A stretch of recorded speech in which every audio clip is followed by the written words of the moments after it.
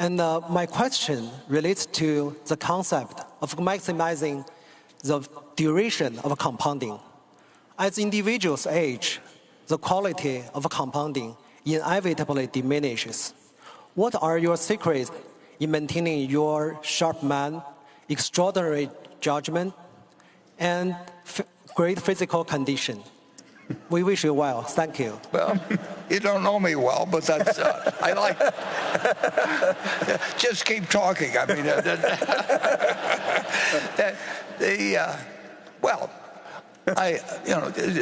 you have to be just plain lucky.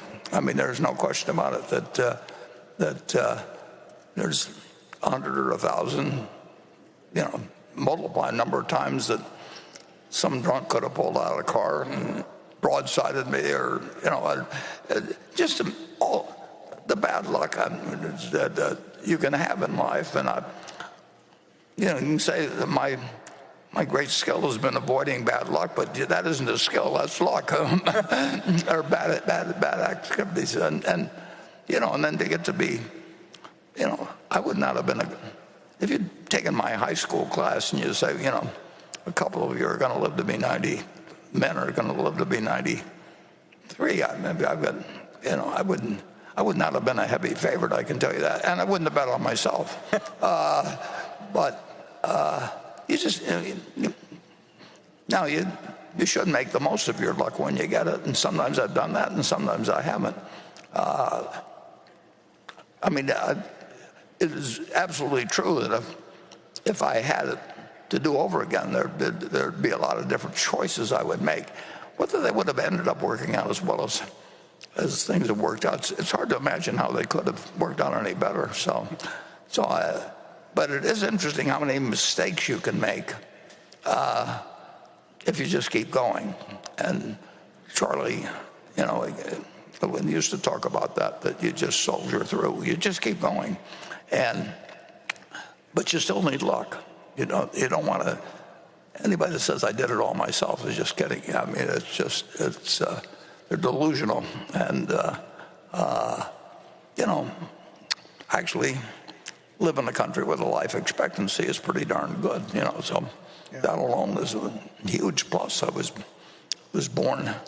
If I'd been born, my sister's here, and she was born female, and she's just as smart as I was and everything, but even my own family, who really did, particularly my dad, love us all equally, and in a terrific manner.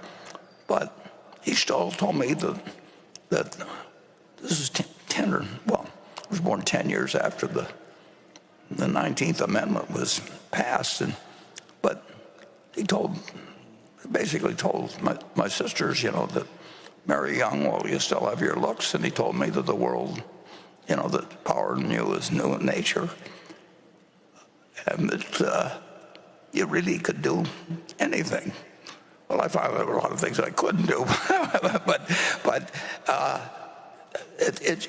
the message given to females and males was incredibly different by the most well-meaning and loving of parents.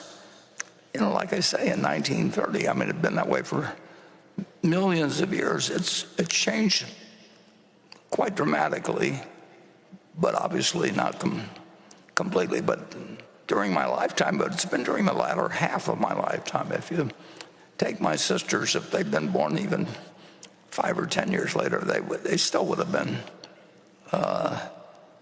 getting instructions when they went away to college to be sure and get married, or get arranged so that you're going to be married, while you're in school, because after you get out, all the good ones are taken.